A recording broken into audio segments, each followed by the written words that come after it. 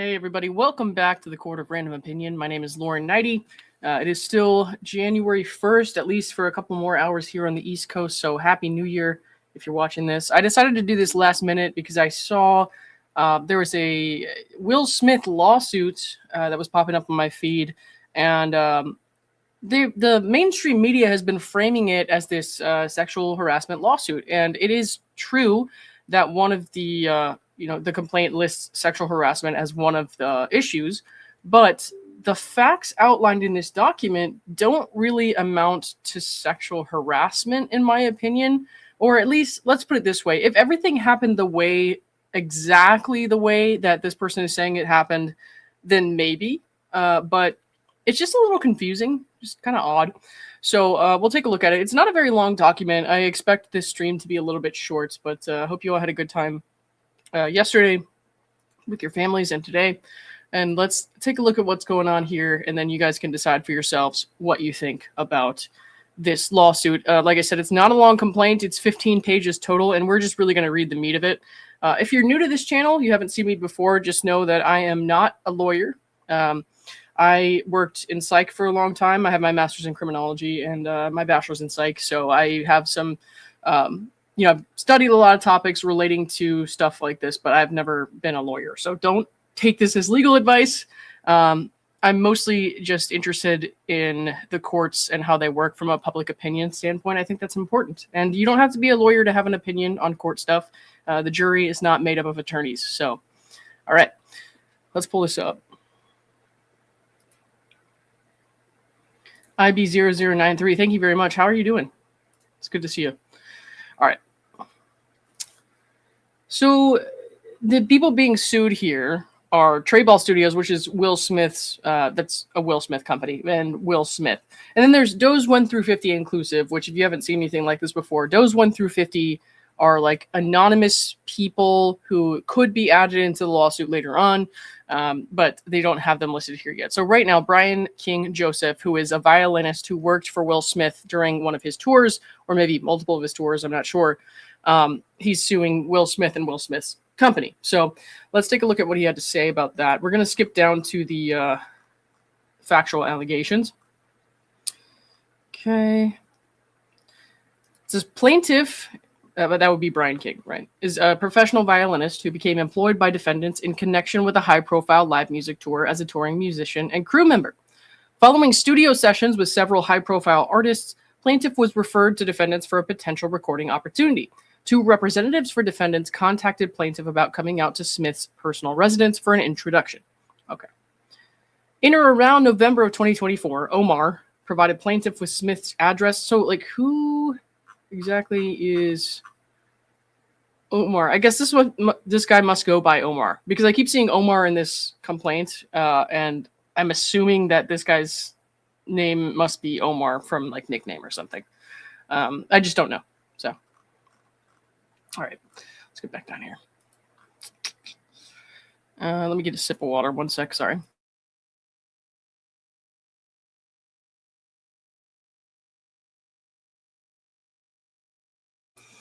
Okay.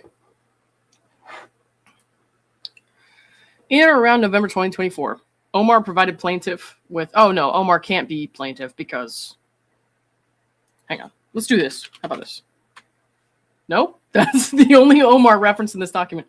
I saw it last time, and I was like, what the hell? So, anyways, I guess it doesn't really matter in relation to the claim, so we're going to move on. Plaintiff with Smith's address. Okay, so Brian met Will and showcased his talent on the violin. In the same meeting, Will invited Brian to join him at an upcoming performance in San Diego, and then later invited him to join his tour based on a True Story 2025 tour. Okay. In December of 2024, so that was what, like a little over a year ago, plaintiff performed at Smith's San Diego show. Okay, so he was invited to be more involved with the performance. Will Smith expressed to the plaintiff he was a valued member of the group and slowly provided plaintiff with additional stage time and features during the course of his shows. Okay. Thereafter, Smith invited plaintiff to play on several tracks on Smith's upcoming album, and their relationship grew even closer.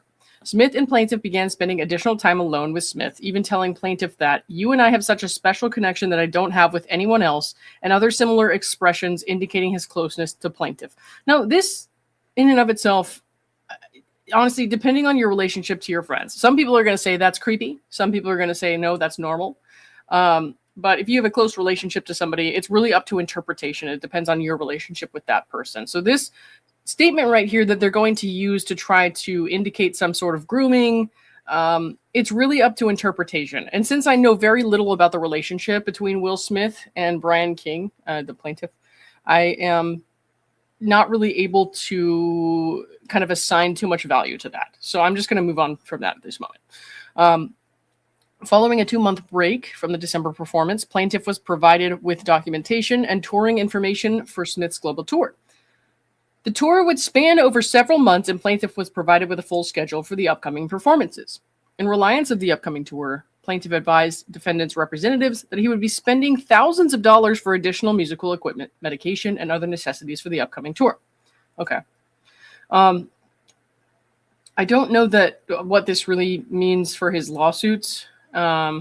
Spending additional money for musical equipment, medication, necessities. So some of that stuff is like, you wouldn't be spending thousands on musical equipment if it wasn't for the tours. So I could see why that would be relevant. As far as like medication and stuff like that, that's something that we all have to kind of pay for in our day-to-day lives anyways. Like I can't go to my boss tomorrow and say, well, I'm going to have to pay for medication so I can continue doing my job to the best of my ability. You know what I mean? So some of that's kind of like, it depends on the medication and the other necessities, how relevant that is. This is just my opinion, like I said. I don't know that really has anything to do with the tour. As far as the musical equipment, yes. As far as the rest of it, I don't know. You would have to be able to show that, I guess. Okay. Give me 1 second.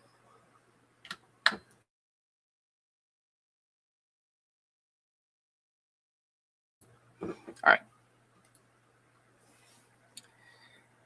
In or around March 2025, plaintiff joined Smith for the first leg of the tour in Las Vegas, Nevada. Defendant booked rooms for plaintiff, the rest of the band, and crew members, with each individual's room number and confirmation code being sent on a spreadsheet to cast and crew. No other individuals besides for the crew. Okay, that's an interesting way to write that. But, no other individuals other than the crew and hotel staff would have had access to plaintiff's personal room. Plaintiff's bag, which contained his room key, was left in the van responsible for transporting all cast and crew members at around 11 a.m. Okay, when they were dropped off for rehearsal. So this is an important, I guess, because I have read through this complaint. So this is an important detail here. The Will Smith and his company booked rooms for these people, right? No one else would have had access to plaintiff's personal room, he's saying.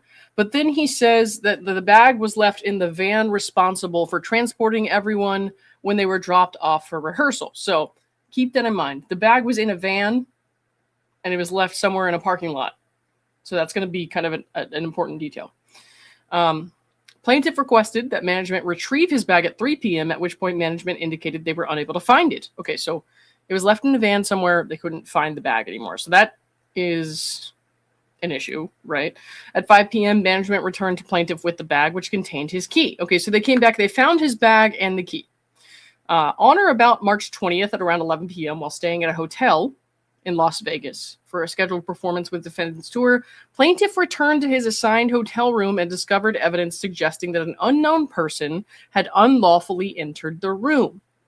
And here's where we start to get to, this is the meat of the complaint here.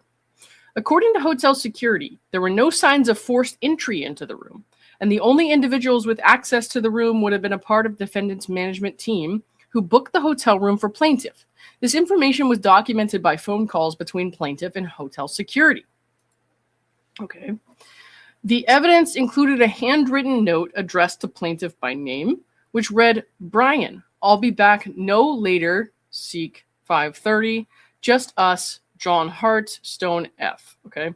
Among the remaining belongings were wipes, a beer bottle, a red backpack, a bottle of HIV medication with another individual's name, an earring, and hospital discharge paperwork belonging to a person unbeknownst to plaintiff.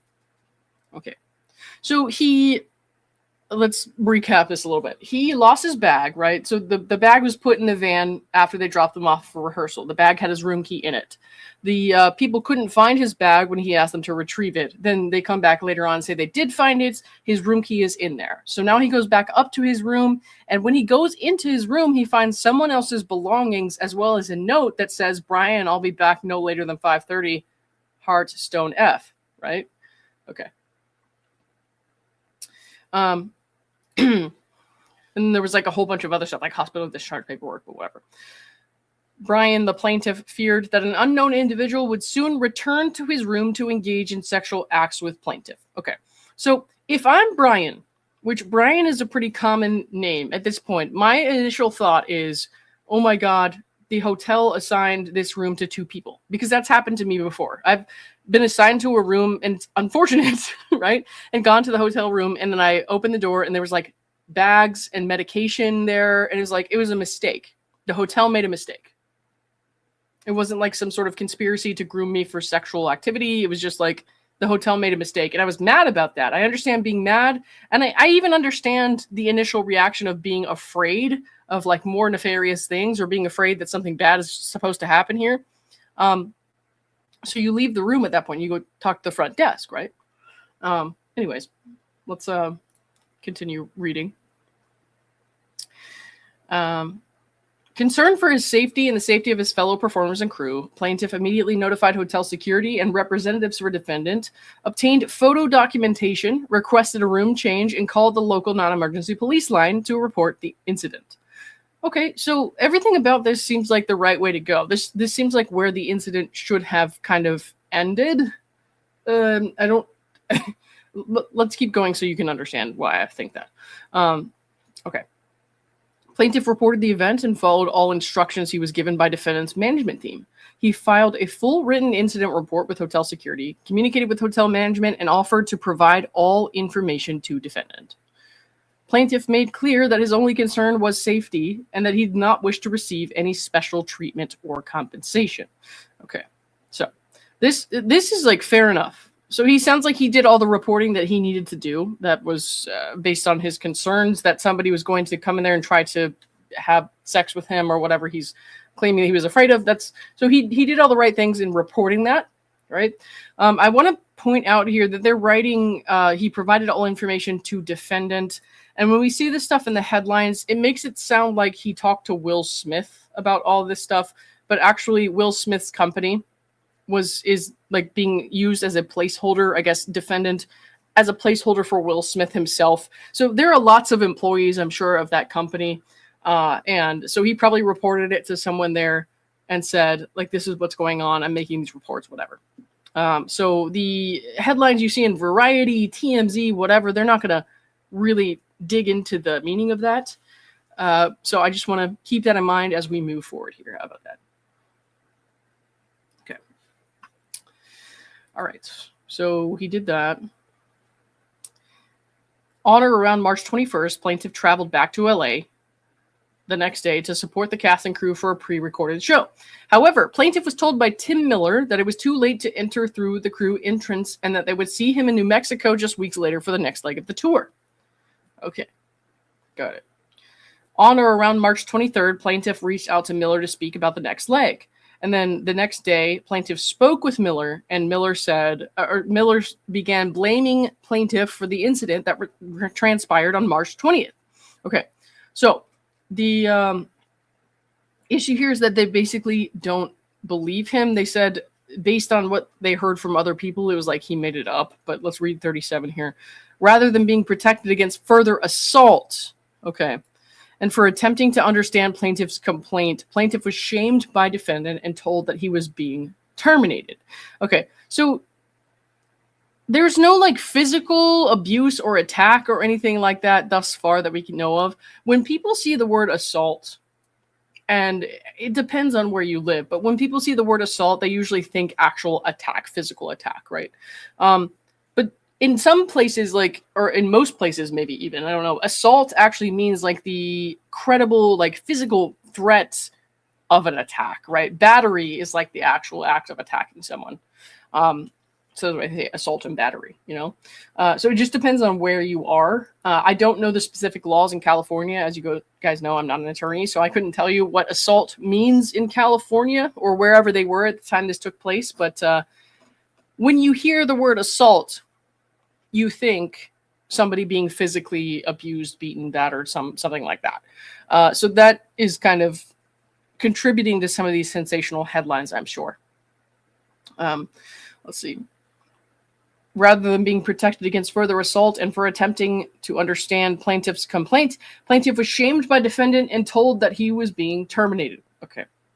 When plaintiff requested further reasoning, Tim Miller, he said, I don't redirected the blame. I don't know, you tell me, because everyone is telling me what happened to you is a lie. Nothing happened and you made the whole thing up. So tell me, why did you lie and make this up? So this right here tells me that other conversations were had with other people who worked on the staff that were there and, either know him or know of his experience and thought like, what's going on here, because this isn't totally adding up. And then maybe you weren't totally truthful about what happened, or at the very least, maybe you're not considering possibilities other than the conclusion that you're drawing because you're upset about being fired.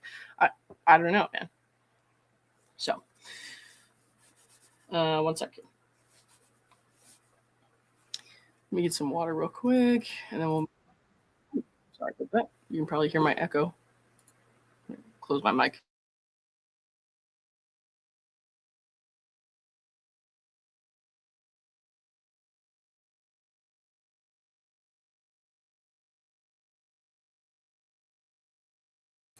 Okay. So the plaintiff told a story to the defendant, the company, Tim Miller, who works for the company. Tim says, I don't know, you tell me, because everyone's telling me what happened to you is a lie. Nothing happened. You made it up. I don't know who everyone is, but it sounds like there were some other details that are being left out here. So plaintiff, shocked at the accusation, had nothing further to say and felt as though the reports, evidence, and turmoil from the night before spoke for itself. Okay.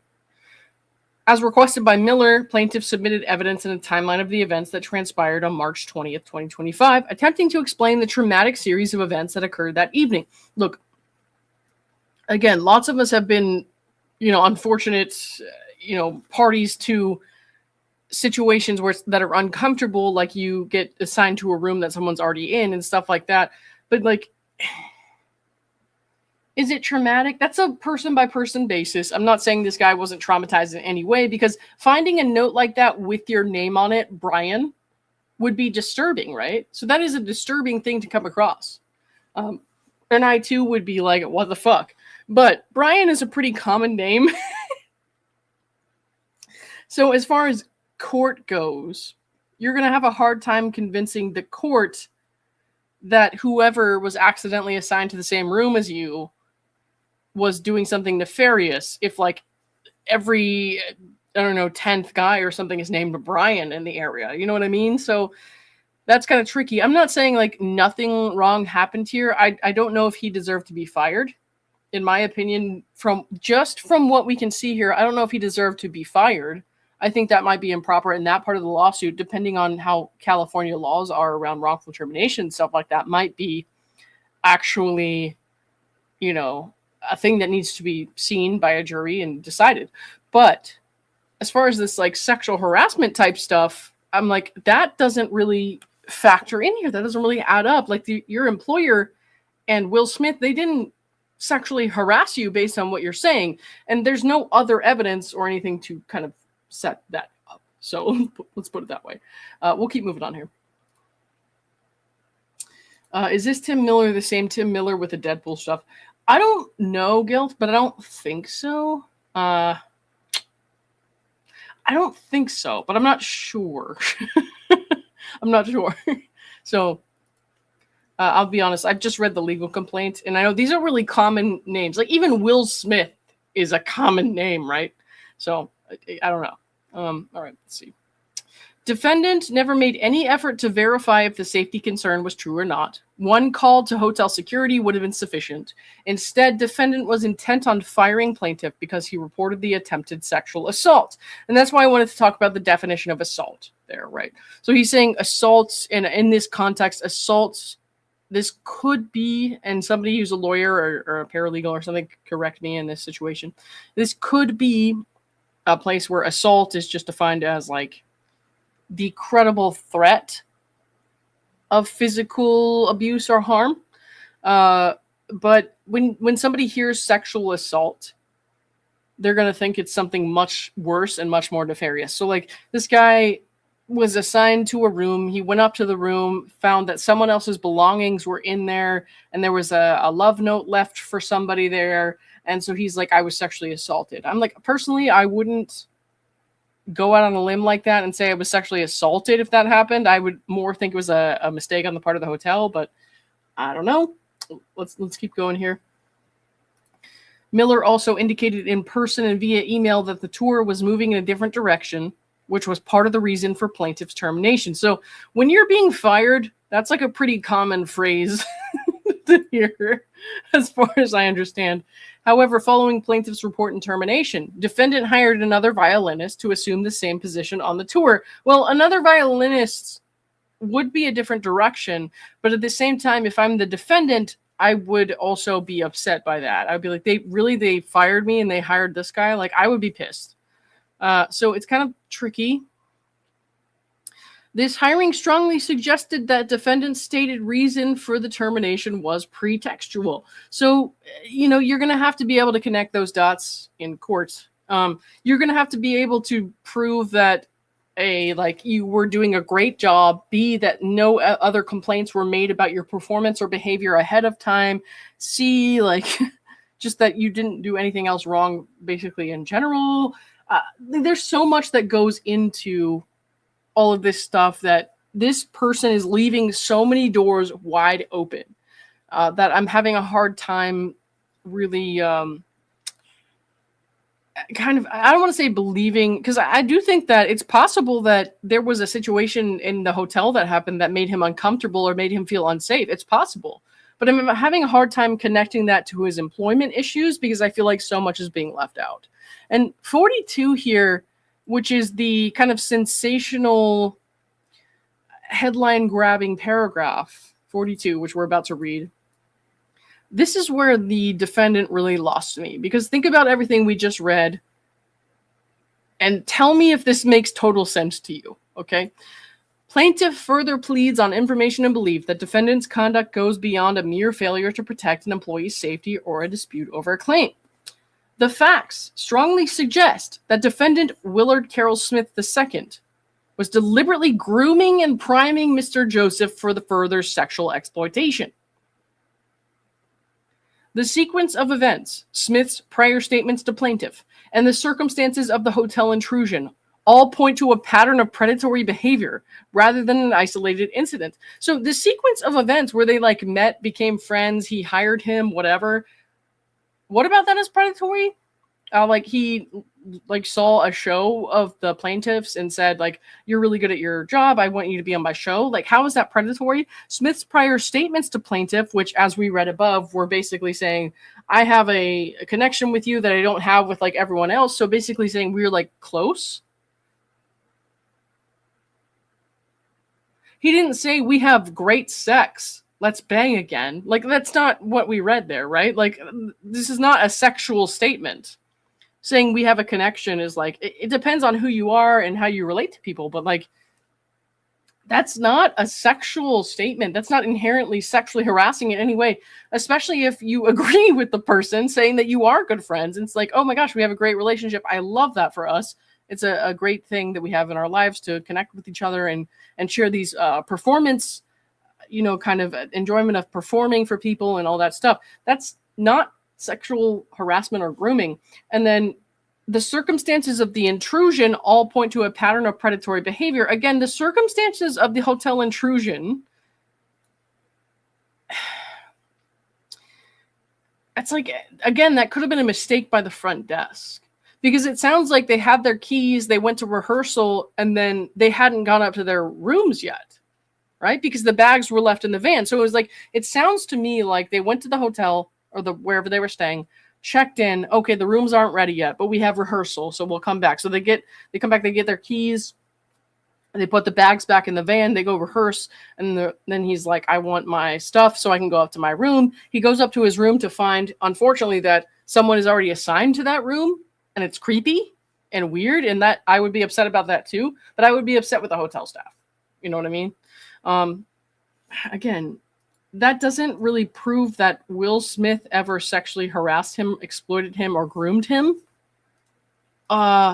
This is a pretty common occurrence that people experience, unfortunately. So it's just really strange to kind of paint this as a sexual harassment lawsuit. And unfortunately, I feel like this was just framed this way in order to get the attention of Variety, TMZ, and others.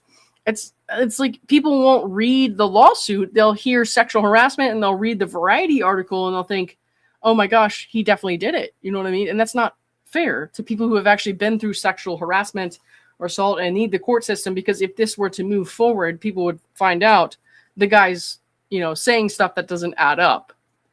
And then that would be, detrimental to people who really need to bring claims like this forward in the future, because people who read these headlines are going to think, remember that time we saw a headline about a Will Smith lawsuit, and it turns out that the guy who made the complaint was actually just exaggerating and doing things for drama and attention.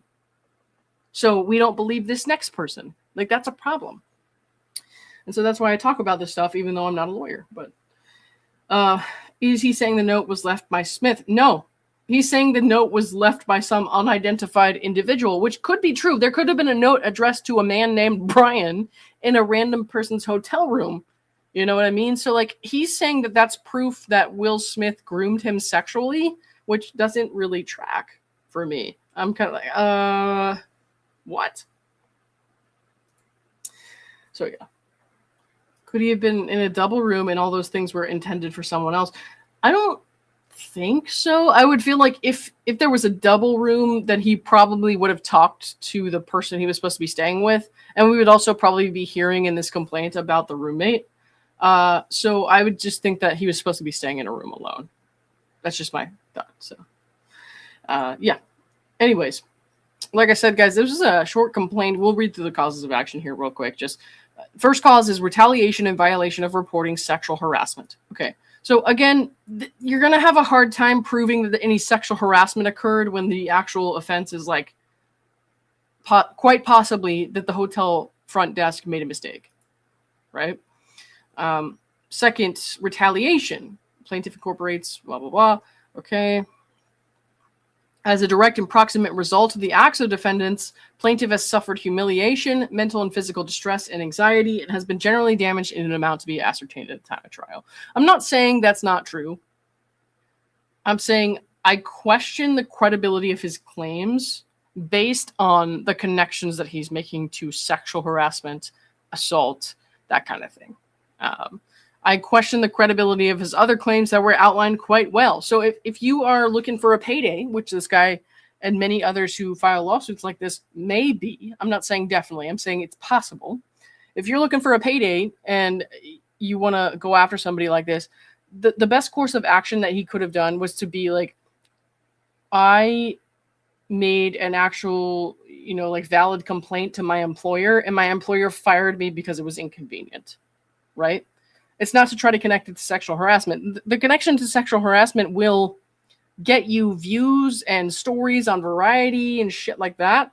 And in turn, may pressure Will Smith or the rich person on the other end to give you money. But like, my problem with that is obviously the damage it does to people who actually have a valid sexual harassment claim.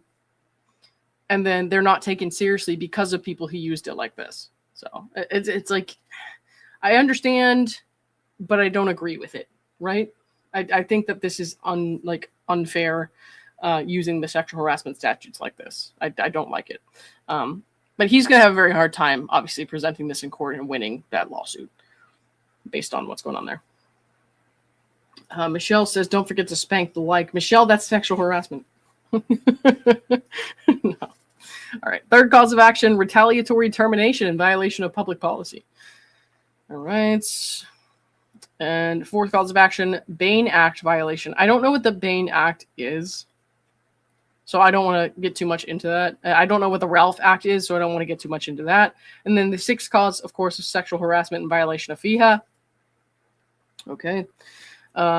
Government Code 12940 makes it illegal for an employer, blah, blah, blah, training program or any training program leading to employment or any other person because of race, religious creed, color, national origin, ancestry. Okay, we're going through all the discriminatory stuff, right?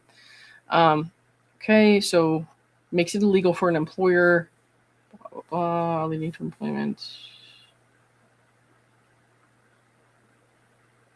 To harass, there it is. Okay, to harass an employee, an applicant, an unpaid intern, or volunteer, or person providing services pursuant to a contract. Got it. All right.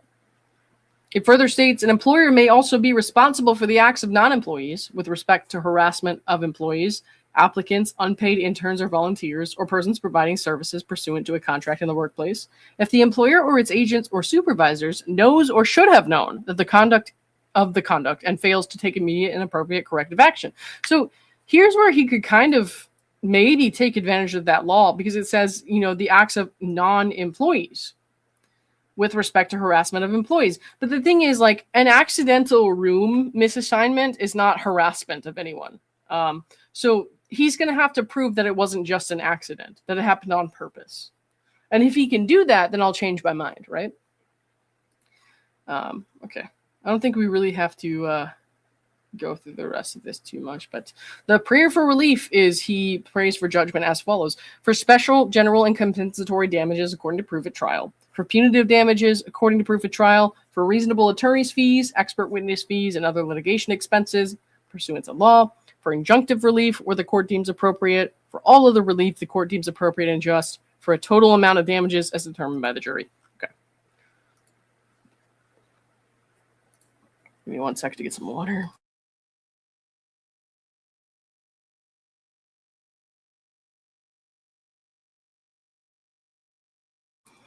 Okay. So like I said, this is probably going to be a shorter stream. I think we're about done now. Oh no, somebody just popped in here. Little Miss Red Velvet OG. Hi, first time here, awake, can't sleep. So thought I would pop in. Sounds interesting. Would you kindly do a quick recap on this? Thanks. Well, the stream only lasted about half an hour. So if you want to scroll back to the beginning of the stream, I just went through the whole document. It was only 15 pages. So there wasn't too much to go on there. But thanks for stopping in. And if I didn't have to work tomorrow, I would probably stay and do that. But unfortunately, I do. So I got to clock in probably 8, 9 o'clock. So, all right. Thanks, everyone. I appreciate you hanging out with me tonight. Like I said, I'm trying to cover some new things. This is a very new lawsuit, just filed a couple days ago, and just started seeing about this today. So this is in Los Angeles Superior Court, Tiffany.